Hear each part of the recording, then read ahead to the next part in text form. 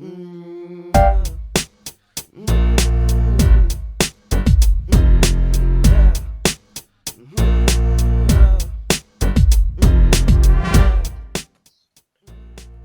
and welcome to this special Blab edition of Indie Music Plus podcast, or whatever you want to call it. Not really a podcast, but I'm sitting here. This is why musicians need to brand themselves with the branding wizard, Mr. Chris Windley, who is one of my digital marketing mentors, hailing out of the UK, and also sitting here with a friend of his who I just actually met, Violet Alexander, and she's in Boulder. She is an artist and an entrepreneur as well. So get things started. How are you doing today, Chris and Violet? Yeah, I'm good. Yeah, I'm great. Thanks, Joe. Doing pretty good here too. Awesome. So, Chris, you were, I kind of stopped you short just a couple seconds ago. You were sort of explaining how you and Violet met and what you're doing right now with the branding initiative. Well, yes, actually, it's interesting because I won't say who, but actually, a music producer stroke entrepreneur introduced us. That's right, isn't it, Violet? Yeah. So, and I have a good story about him actually, but I think I told it last time, Joe. But yeah, so we were actually introduced by a music producer friend over there in the USA, and really I was introduced there to talk to Violet about her current startup. Yeah. Which actually is not in the music industry. It's in the personal safety space. Absolutely. Violet? Yeah, personal safety space. It's a very interesting application. If you want to go and look up Violet, you can find all about it. Right. So, so having had some discussions about her startup, we then moved on to a discussion about personal branding. And so as you know, Joe, I've got a scheme which I'm a co-founder of called the Branding Initiative. And we are helping people build their personal branding. And so Violet is certainly not the first person, but she's an interesting one in that, well, interesting to me in that, she basically said, when we first of all spoke about it, you know, she basically said, I don't have time for this, Chris. I'm too busy. And by the way, I'm having a baby in a few weeks' time. Yeah, right. But something, and I'm sure she can elucidate on it. You know, something made her decide to actually go for it. And when I say go for it, she like basically did it in, well, a large part of it in about 24 hours or something. You know? Yes. Yeah, I mean, there was some deliberation, but anyway, so she's gone through what we call the brand presence and monetization scheme, which is run by the Branding Initiative. And actually, she's just recently launched her WordPress website. Which we view to be a key component, as you know, Joe, because you're a massive WordPress fan yourself. So we view that to be a key component of what I call the digital marketing ecosystem, right? Which is basically, you know, a combination of web, blog site, social media, which is exactly what I do. Yeah. Which is exactly what you do, Joe. That's exactly right. Yeah. And so I think it's been, interesting for Violet to go through that experience. And actually, it was in having that discussion with Violet that I found out that she was a musician. Yeah, it's not something I usually stress. So I think it's interesting that you didn't really know that, obviously. But when I went to flesh out and using, the process you kind of go through to assess building your own personal brand, trying to decide actually if that should even be included is a very interesting process for me. And then how you position that and all of it. So. Yeah. And actually, well, certainly what I discovered, Violet, was that it was a very important part of yeah, your absolutely. life. Yeah. So, I guess we would call Violet an indie musician. Yeah. Cool. Well, you're in the right place. yeah. And Violet, you were a solo singer and in a band, or yeah. So like essentially, I hooked up with a musician in the UK that did all instrumentals, and I connected over Twitter, actually.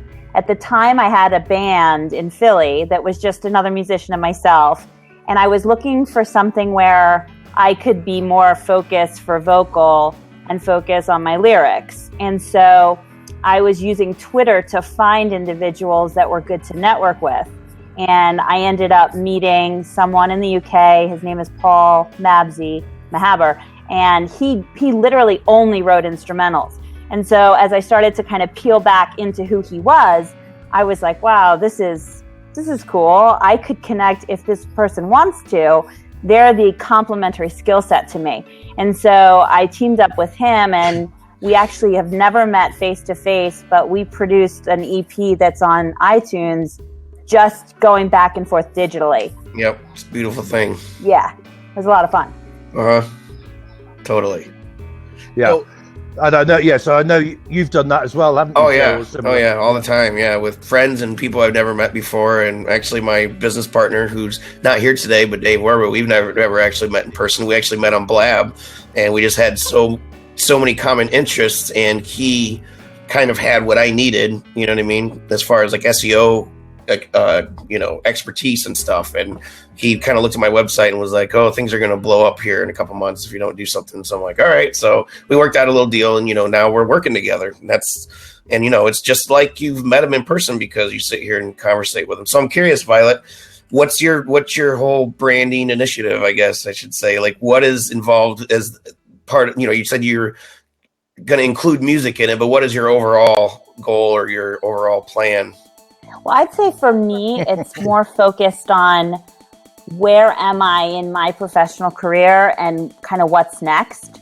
So there's, I have my startup that we've been in it about 2 years, and it's looking like some of the success that I had defined there isn't exactly the path that it's going to take. And so I'm sort of looking at what do I want to do next as my focus. And so part of what I went through doing this, branding reflection for myself was say, okay, what might I want to do, and what will I focus on to try to essentially also make money, monetize. And that's where I'm looking at basically focusing in on the fact that I am an entrepreneur. I'm focusing in on my belief in actually personal branding. So I, exactly how that looks in the context of monetization, I'm not sure, but I have a sales background, significant, and so how I see branding and successful sales process working together, and how I might be able to help people with that. So kind of being a consultant there. And then I always think music I want as a part of my life. I definitely see that as more of something that I do because I love it. And so it's part of who I am. And that's why I think, one of the problems I have with a lot of people with their personal branding is that you end up seeing someone very static. You see someone that you don't connect with in any way. And so I think that, even though, we all want to make money, we all have to look at also who are we as individuals. And so for me, it's kind of looking at what are all the aspects of myself that might make people connect with me, and how might my skill set fit in there. And so that's why music as well as wellness comes into kind of what I focus on. Cool. Yeah. Yeah. And actually, I'd just like to pick up on a point there. I coined this phrase. I sort of made it up. That if you do a deep dive, when you come back up to the surface, you'll fly out of it. And Violet has definitely done a much deeper dive on who she is than a lot of people do. So, I mean, it didn't really, knowing Violet, not really well, but knowing her as much as I know her, it didn't surprise me actually that she did that. So she spent actually. I mean, I said she did some of the first part very quickly, but then she took some time over understanding, who she really was, right? So, and I think that, that would bring us neatly into, I think, the whole idea of, branding yourself as anybody, but certainly as a musician, is really understanding who you are and what your uniquenesses are, and producing an authentic brand. and I know Violet was very, very careful. I think she may have even just said that. I missed, but she was very careful that she wanted to produce something, a web blog site which was authentically her.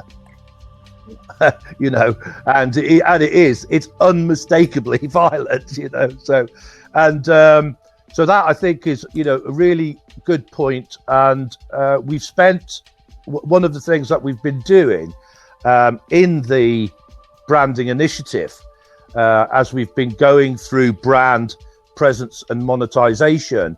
We've really been working hard on that brand bit, right? Before we ever get to presence, building out a website, building out your LinkedIn summary, building out all of your social media, right?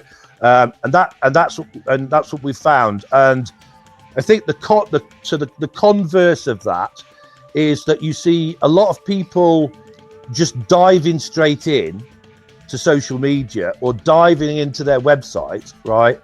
And hoping, to produce something that is unique and authentic, and essentially, you've got no chance of that. Pretty well, you've got no chance of that happening. That I think is the key point, if you like, for any musician, is really, really to define your brand and who you are, before you start doing anything.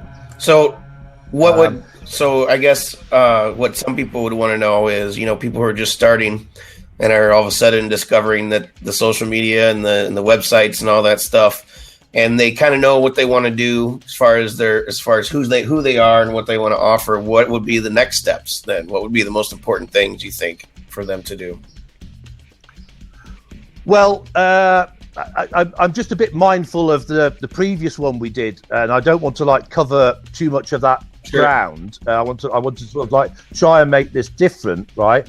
But certainly, I remember discussing then, and it's important to discuss now, is that once you've established your brand, right, you must make it consistent, right? And actually, one of the things that we talk a lot about is the detail of that consistency, right? And it seems like we're getting a little bit too detailed sometimes, and a little bit too picky, about it, right? But actually, particularly at the outset, and I remember Daniel saying this, Joe, the last time we spoke, right? Particularly at the outset, that consistency is really, really, really important. Really, I see it all the time. So, with bands and musicians that we work with, they'll have a band name, and then I'll go to try to find them, and you can't find them anywhere, and all you can find is a SoundCloud page or something like that. And it's like, yeah. So I mean, there's obviously there's coverage, if you like, right? But then there's consistency of coverage. So to give people an example, just in case anybody's wondering what we're talking about here, the profile pic. The profile pic needs to be the same picture across all platforms, without question, at the start, right? Now, in my opinion, right? Later on, you can mess with it. Yeah. Is Millie is going to come and say hi? Is she? Yeah, so that'd be great. Yeah. Millie is just so that people know, Millie is one of the co-founders of the branding initiative. Yeah. And has also been. Oh, is she coming or not? Maybe she's trying to get in. I know she's right out in the country. Well, and Millie, when you first come on Blab, it can be a little technically problematic for a minute until you figure out, like, sometimes it's tricky to get your camera to work and stuff. But yeah, she said she's got a bad signal. So okay, she might be able to get on in a minute. But whenever you're ready. Yeah. Well, actually, but now Millie, and I think we can see Millie's profile pic in the live chat, right? Millie, is a classic example. If you see her profile pic there, you can go and look across all social media, and it's exactly the same. Yeah. It's exactly the same. And and Millie Cooper has established her brand for some time, but having gone through the BPM process, she's refined that brand, right? And actually, it may be interesting for you to know that a couple of weeks ago, 2 or 3 weeks ago, she got her first speaking gig, right? So she had to basically stand up and talk about social media management and talk about personal branding, and that was the first time that she'd actually ever spoken. So one of the things that we were just chatting the day before or something, and one of the things that we concluded was that to just go and revisit the consistency of her brand, and make sure that everything, was consistent across all media, right? I think at the time she also decided that she wanted to add hashtag Millie Cooper on her profile, right? Because again, that hashtag Millie Cooper is part of the brand, and so she made that consistent as well, and then she produced, for the presentation, she produced a slide which shows everybody how consistent she was across all of that social media, right? And one of the things that we talk a lot about is that if you get your brand right and if you get your presence right, you will monetize, right? You will make money, right? And actually, what we find is that happens very quickly. Very quickly. Do you start to get engagement? It's almost like it starts to fall in your lap, really, because you make yourself what you are. Yeah. Exactly. You've made. Everybody is absolutely clear who you are, right? Now, and it could be, I sometimes describe myself as a bit Marmite. You either like me or hate me. But do you? I forget whether you have Marmite in America, but anyway, yeah. But you basically, of course, there will be people that will look at your very clear profile and brand and say they don't like you. Well, that's okay. Right? Yeah, which is absolutely fine. To me, and Violet will understand me when I say this particularly, to me, that's qualifying out. Absolutely. Yeah, that's qualifying out, right? We just qualified out our audience, right? Because, they understood who we were, they didn't like us, they went away. That's fine. Right, but on the other hand, of course, sorry, I'm speaking so negatively there. But on the other hand, the people that do like us will want to engage with us, Yeah. And what we found during the BPM process is that people want to engage sooner rather than later, right? And the reason for that, we understand, right, is because they are curious about what's happening, and they want to join you on the journey, and they want to understand what the story is. Yep. Right. So they get curious about so many things. Yeah. And I think this is it, is that when you start to bring out your authenticity and when you start to bring out your uniqueness, people get curious. Yeah, your thing. I wanted to mention something from what you were saying, Chris. I think for a musician, even more so than someone just branding themselves, there's a piece of this, your brand is also your interaction. I think that a lot of times, especially performers, musicians forget that just putting yourself out there and projecting who you are is not enough. And that a key component of this is how your brand consistently speaks through your interaction. So if you're a flighty that's a bad example, but if you're an artistic person that's kind of out there, and when you interact with someone, you interact in a way that's not consistent with that, you just basically, your brand is not consistent. And so this consistency is being, really reflecting on being true as a musician to who you are. And then when you define that, maybe actually asking some people that know you well, because we're not always as in touch with ourselves. You may see yourself in a certain way, and you may be completely missing other aspects that are relevant. And so, stepping back as that musician and saying, who am I as an artist? How do people see me? How does that mesh with me or not mesh with me? How does that translate? And then taking that through to interacting with your fans. Because for a musician, you need to develop these relationships just as you do with anything, but especially with your fans, so that you have your early adopters that are going to promote you. And it's just really figuring out how, after you've defined yourself, are you going to make sure that you continue to consistently also put that into interaction with people? Well, and once you get really big, you can maybe take a step back because there's just too many people to deal with all the time.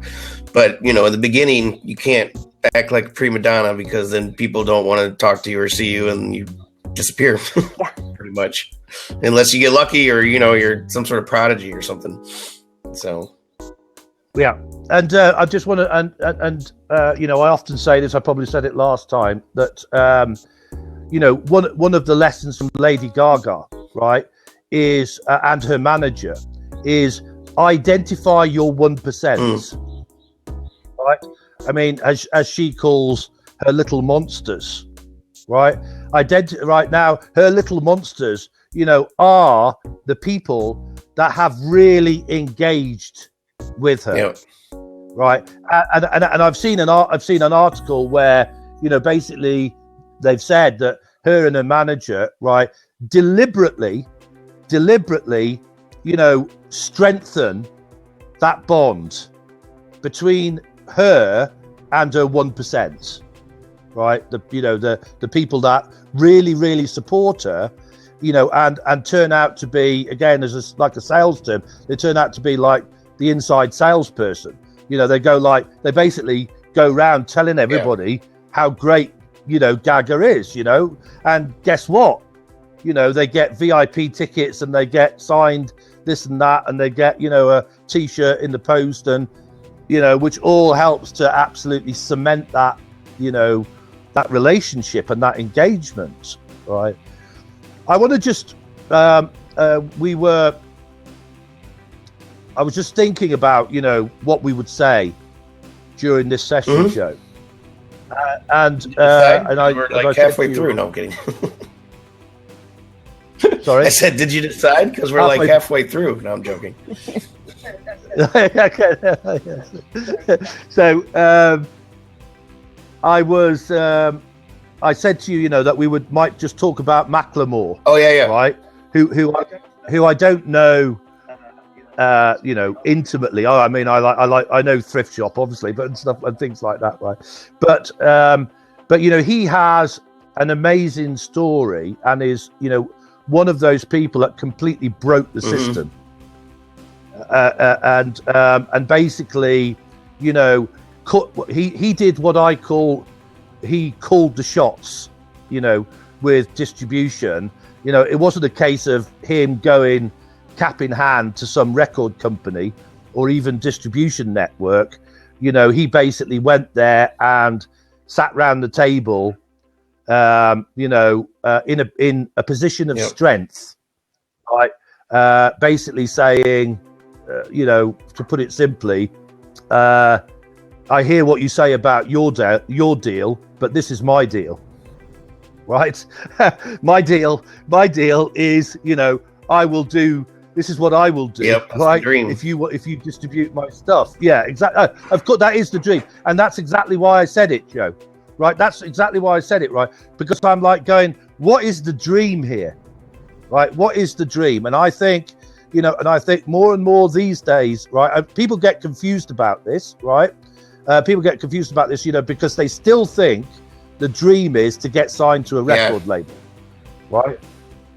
Violet's shaking her head, you're shaking your head, right? Which is, complete tosh to me, right? And actually, because I'm just like that, I mean, if there's a system there to break, I'm going to break it, right? So, I mean, it's the same. I'm having discussions with a lady called Julia Suzuki, right? Who's an author. Violet knows who she is, right? Who's an author here. And, about, do you use a publishing agent or do you self-publish, right? I mean, in these days, it's entirely possible to self-publish, right? And it's entirely possible, to build your brand as a musician, right? And go sit down to that table with a record label or with a distribution network. Although I would prefer it if like Macklemore, you had your own record label, right? Because you would prefer it as well because you get more money. So, but I think. So the reason I wanted to say that is because I want to make sure that everybody understands what the objective is here, right? The objective is to brand yourself to the point, right, where people are going to beg you to join their record label, right? But you're gonna turn them down. Of course, right? You're going to turn them down. Yeah, you're going to turn them down because you don't need them, right? Because one of the things that they will say to you. You say you have this discussion. I haven't had it. Maybe you have, Violet. You can enlighten the folks, and maybe you have, Joe, as well. I haven't had this discussion with somebody where they said, record label or a distribution network, and they say, okay, here's our deal, guys. We will do da, right? And for that, we're going to take a cut, so much of a cut, right?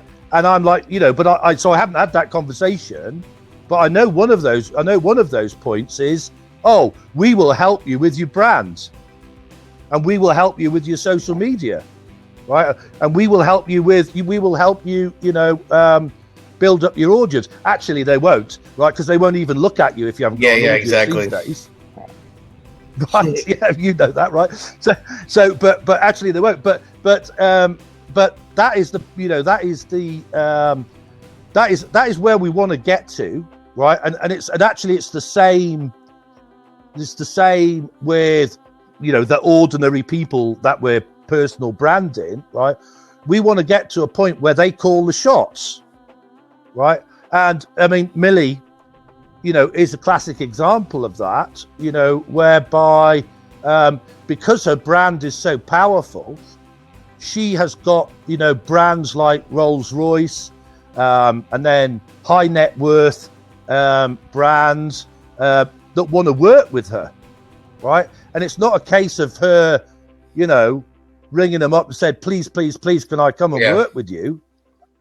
That ain't happening. What's happening is she's just like, maybe show up to an event or something like that, and they go, you know what? You would make a great brand ambassador for us. Yeah. Right?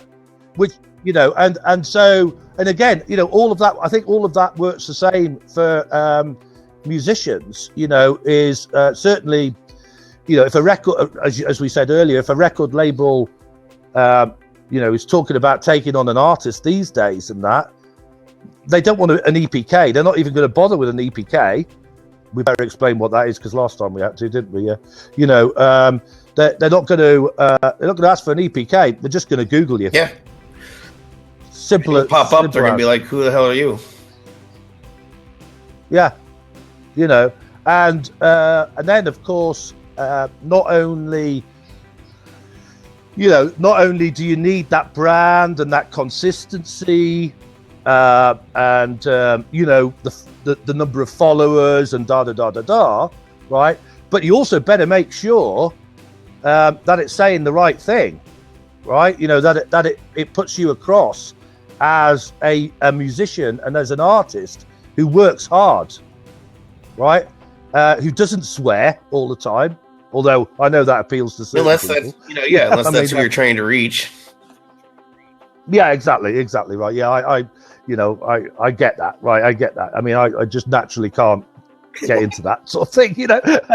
But yeah, I get it, right? I get it. That does appeal to a certain market. You're absolutely right, you know. But you know, is it for the majority? I think so, isn't it? Yeah, for the majority of people, that would not be the case, you know. And you need to be fairly clean, you know. I think you bring out an interesting point, though, is after you define who you are, you know, there is a question of how your brand interacts with who your target market is, and kind of trying to look at who are you trying to reach, and then who are the subcategories of who you're trying to reach. Because you may see your market as a certain market, but it's definitely worthwhile stepping back and seeing if there's, you know, tertiary markets that you can bring into that, and then really looking back again to this whole brand that you've defined for yourself, and how does that brand interact with that market, and does it do that well or not? Because there may be some element of you having to reflect back on your own personal brand if it needs to reach those audiences. I'm not saying not to be authentic to who you are as that musician, but you still should kind of look at that in that context. Results matter. You have to read the results and do what they tell you, pretty much, if you want to keep following trends and stuff. So, yeah, and I think I think it would probably be true, wouldn't it, Joe, Violet, that bands and musicians, you know, are used to understanding live feedback, if you like, yeah, right. So yeah, they you know, they understand when their music and when whatever it is that they're wearing, the way that they're dressed, when that resonates, you know, and when it gets the appropriate reaction, you know, from people. They understand that, right? And here we're looking for the same thing, but we're looking for the thing digitally. Yeah. Right. We're looking for, you know, and you know, the engagement, the likes, the shares, the comments, etc., you know, are literally an indication of interaction, aren't they? Right, as to whether or not, you know, we've got our brand right. So it's very important to be listening for that feedback, or observing for that feedback, I was going to say, which brings me on to something, you know, which again, I was just trying to bring some things in here that we hadn't actually discussed last time. And that is, you know, something I think people in general don't understand, and musicians don't understand, and that's analytics. Yeah. Right. Yeah, right. Is because, you know, so people do not understand that they need analysis of what's actually happening. Yeah. It takes time too, and it takes time. Yeah, and you know, here's a simple thing that I've been saying to people recently. I mean, as you know, Joe, I you know, run in the background a lot of celebrity, you know, musician, entrepreneur, you know, online accounts, right? And I see the stats, right? And I can tell you that, you know, roughly 60 or 70% of your traffic to your website and visitors is going to come from search. Yeah. And about 30 or 40% is going to come from social media. Would you agree, Joe? Pretty much, yeah, basically. Yeah. So and I think, you know, whilst people understand, you know, social media, they may not understand the fact that social media is driving traffic to their websites. Yeah. Yeah, exactly. And also search is driving traffic to their website, right? And guess what? If search isn't working, you've just lost 60 or 70% of your traffic. Yeah, I mean, if you don't have any SEO going for you, and that's a lot of things that musicians know nothing about. You know, it's like, oh, I have a website up. Really? Great. They're like, do you blog or what do you do with it? I just got my music up. Okay, great. Yeah. Is anybody visiting? Not really. Yeah. Yeah, and you know, obviously, we're not picking on musicians here. I mean, again, as we said last time, I mean, often for musicians, particularly indie musicians, this is a part-time job. Yeah, it's not easy. And you can, or part-time occupation, whatever we call it, you know, and you know, we've been doing this now. I've been now doing digital marketing for, you know, 10 years or something like that, since basically 2005 or something, you know, and I still don't know it all. Oh yeah, changes every day. You know, yeah. I mean, you know, so we understand. We're not being critical, you know, of musicians for not understanding this, right? But at this, obviously, you know, the whole purpose of this is for us to educate, educate them into understanding, you know, that there are other aspects to it that they need to get help with, you know.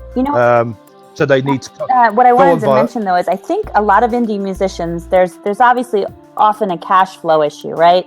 So I think a lot of times people are hesitant because you get outreach. And I remember when I was more out there with my music, you get a lot of people that come after you to help you, and it costs a lot of money for that help. And I can tell you from personal experience that you can develop a very solid brand for yourself, and you can do most of these things on your own for little, if any, money. It's more a matter of time and introspection. So, you know, watching podcasts this isn't a podcast, watching blabs like this, and taking the concepts that you learn about, and, you know, you can do this on your own. So I just think it's important to point out, because I think a lot of times, you know, as a musician, I know I have a mother that's a musician who is very anti-computer, and she just can't handle that type of thing. And she's so intimidated by it. It's complex, but it's not that complex. It's something that once you break it down and start doing it, is very tangibly, you know, it's achievable. And anybody can do it, because, you know, it's not like you need millions and millions of people to make a living off of doing what you love, you know, music wise or whatever. It's, you know, with social media trends and the changes and stuff, it always comes down to that word engagement and relationship, because if you can bring everybody with you wherever you go, it doesn't matter what platform you're on. You know, if you're on all of them or just one, if you can just say, you know, you have fans that'll come with you. If I said, oh, I'm only going to do Twitter from now on or Blab from now on, and then, you know, you would know who your real fans are if they come with you, you know, and then it's, you know, you have to build that by gaining new fans and stuff too, because you're going to always have fans that disconnect from you, you know, just like friends. So yeah, and you know, I just want to say here that you know, that we designed the branding initiative, right, and the BPM process actually to be free at its base level, right? I didn't really have musicians in mind for that. I'll say that, right? When we actually did that, right? We did have people that had no money in mind, right? So that is one of the primary things that we wanted to do, was to create a system that actually doesn't cost money, right? But what it will take is, it will take time, it will take effort, it will take open-mindedness, it will take a willingness to learn from other people, and so various things like that. But essentially it can be done free, and so now obviously there are, what happens there is that there are some people who want things done that actually do cost money, and they're prepared to spend money on it. Yeah, right? That's fine. But it doesn't have money makes things go faster. yeah but I see musicians and other people who tell me they've got no money, throwing thousands at websites and social media, and I'm going, what? I don't get it, and at the same time, and with basically no hope of any early monetization. I know a guy in that situation right now. He has a band. I'm not going to name the band, but he's in a band, and I've helped him with marketing and stuff in the past. All he cares about is Facebook. But I was hosting his website for a while, and one day he said that he was going to move his website to another host and have them build the website. I'm like, fine, no big deal. And he said he was paying like $3,000 or $4,000, and so even to this day, and this was like almost a year ago now, to this day I don't think his website's even up. Every time I talk to its final draft stage, it's like, well, just get it done already, and just go with it. The guy, it's sort of interesting that I'm going to change. There's a brand that some of the girls have been working with in the branding initiative, and it's a luxury product. It's a luxury product, right? And they started doing some work on social media for that, right? But because and hopefully people will understand that, right? Because we have monetization in mind, right? Our target is make money, sell shit, as Gary Vaynerchuk says, right? We're only here to sell shit, right? And because of that, right, we have sold more champagne, right, in one transaction than he has on the whole of his website the whole time he's had it, right? And then you go. I said, so anyway, the girls did this, and then I went and looked at it, and I looked at it, and I goes, well, that website is never going to rank in search in a million years, right?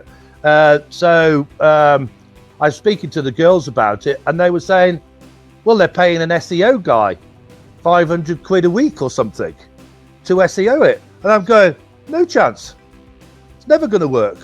It just won't work. It won't work in the way that Google's got things set up now. It won't work, right? All he actually needs to do is set up a WordPress blog, and do what Violet knows. Do the build the digital marketing ecosystem.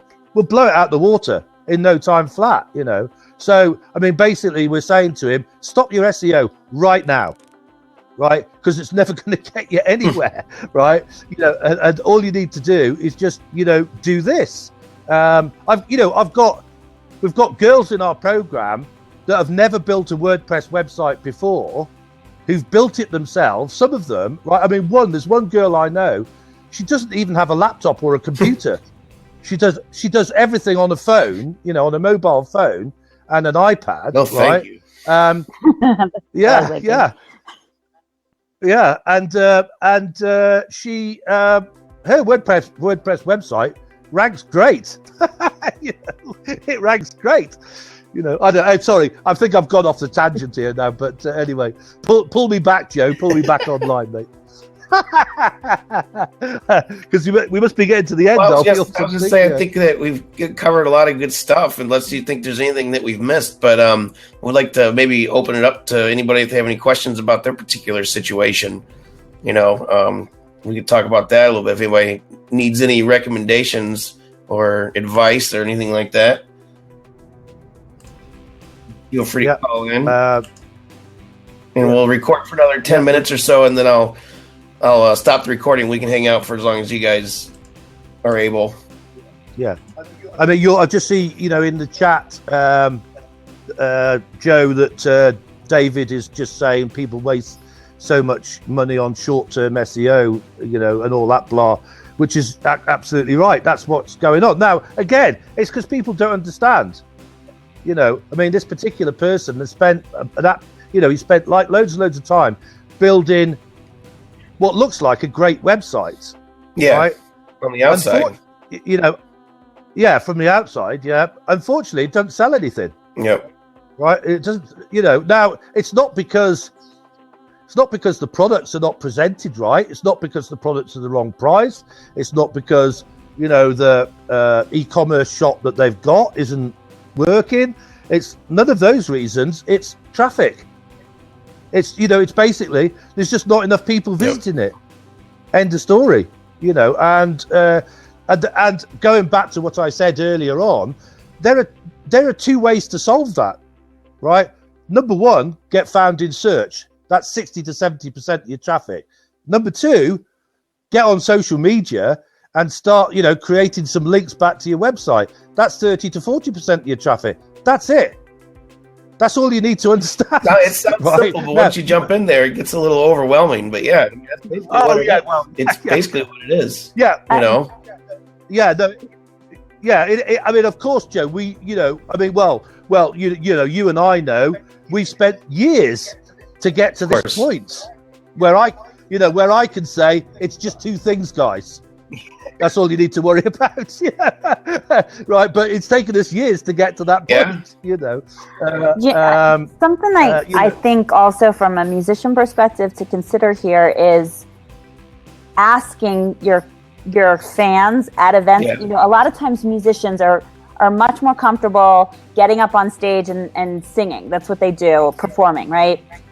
That you have an opportunity when you're doing that to remind your fans to engage with you and to find you on social media and your website. And I think that a lot of times the digital side of things and the face-to-face side of things become disjointed. And I think that it's kind of where I look at this very specifically because of my sales background, that I think you have to make the two work together. And so every time you're up as a musician, you need to find ways to tie that back to your online presence. And using that to work for you is going to just further, produce results for you.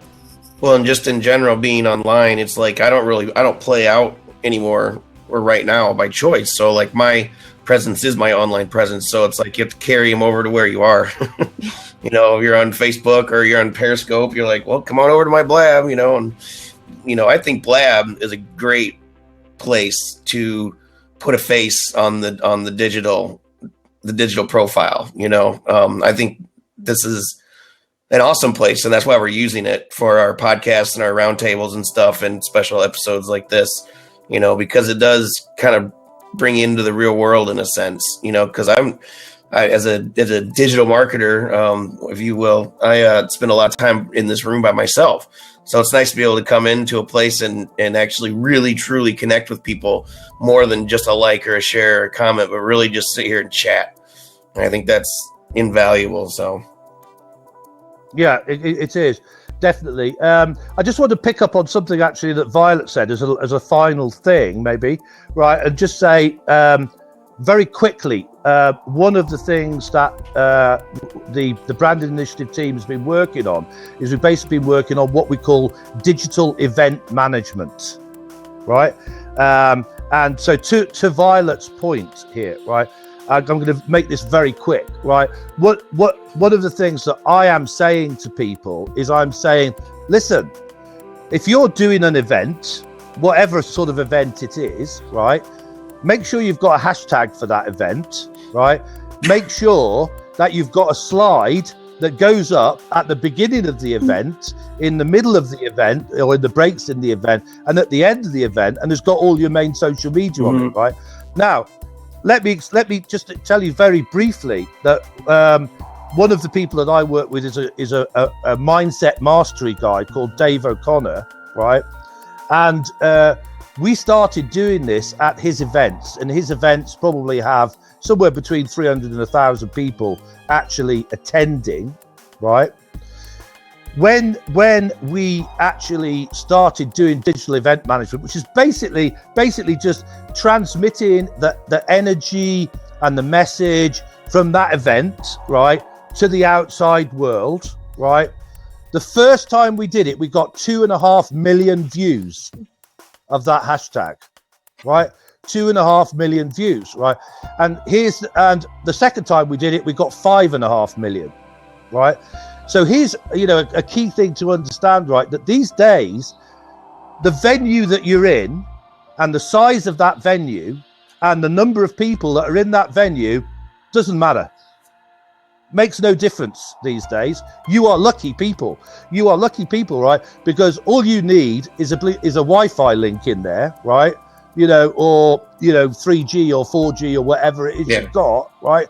And you can get on Blab or you can get on Periscope, and you can live stream yourself to the outside world, right? I mean, honest to God, if I sound excited, it's because I am, right? It's just like incredible what you can do, how you can transmit yourself outside, right? And here's one of the key things that we found is that we were using some analysis tools, right? And we found that we could identify key digital influencers, right? So we could identify people that were actually helping us transmit the message, that were helping us get that, 5.5 million views of our hashtag, and guess what? We treated them like Lady Gaga's 1%. Of course.